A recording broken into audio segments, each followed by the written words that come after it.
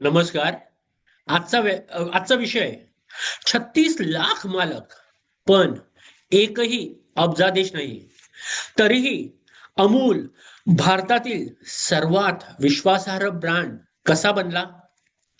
कल्पना करा, तुमच्याकडे अशी कंपनी आहे जिचा एकही अब्जाधीश मालक नाही, एकही व्हेंचर कॅपिटल फंड नाही, एकही सेलिब्रिटी फाउंडर नाही, एकही शार्क टँक इन्व्हेस्टर नाही. तरी सुद्धा ती कंपनी लाखो कोटींच्या ब्रँडशी स्पर्धा करते.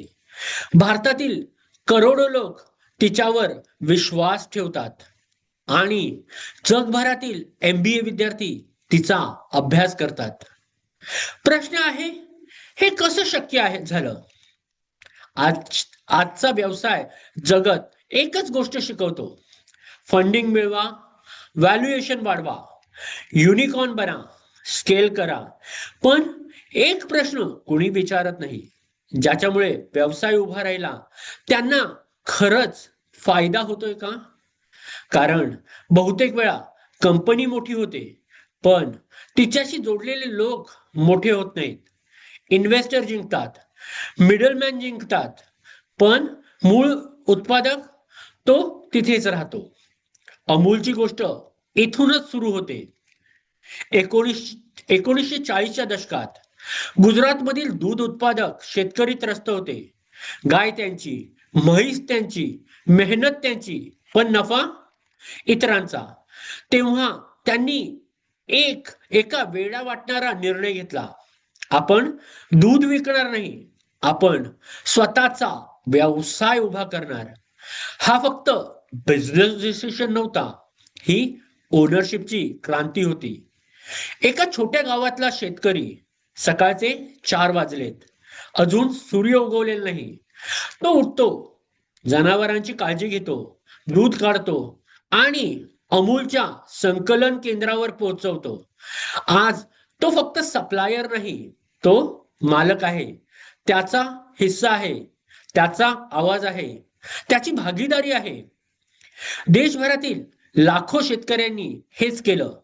कुणी करोडपती नव्हता, कुणी इंडस्ट्रियलिस्टही नव्हता, पण सगळ्यांनी मिळून एक गोष्ट केली: व्हॅल्यू चेन मधून मिडलमॅन काढून टाकला आणि व्हॅल्यू परत उत्पादकाकडे आली.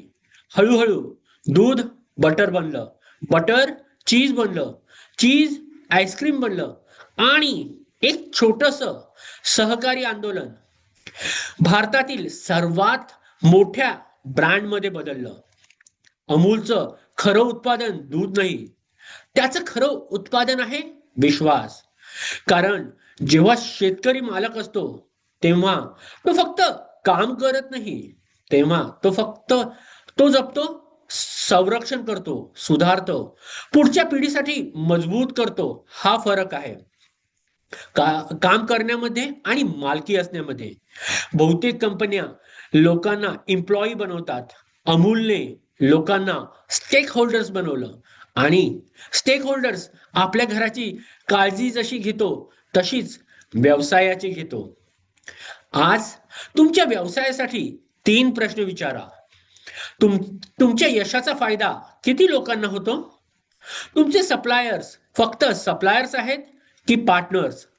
तुमचा व्यवसाय व्हॅल्यू एक्स्ट्रॅक्ट करतो की व्हॅल्यू क्रिएट करतो?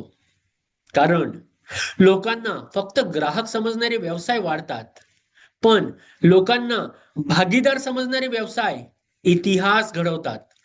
अमूलने दूध विकून यश मिळवलं नाही, अमूलने लाखो लोकांना यशात सहभागी करून घेतलं आणि यश मिळवलं.